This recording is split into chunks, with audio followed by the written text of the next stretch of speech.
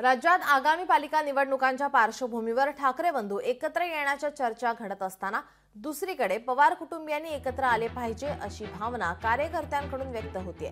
त्याच अनुषंगाने विचारलेल्या प्रश्नावर उत्तर देताना उद्धव ठाकरे आणि राज ठाकरे आधी एकत्र तर येऊ द्या, मग काय करायचे ते ठरवू असं सूचक विधान शरद पवारांच्या राष्ट्रवादीचे आमदार रोहित पवार यांनी केलंय।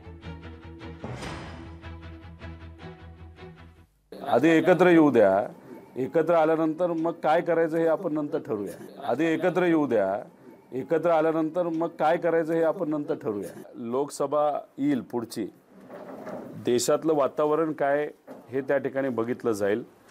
वातावरण पूर्णपणे भाजपच्या विरोधात असेल, जे असणार आहे, तर मला वाटत नाही युती लोकसभा होऊस तर तुटेल।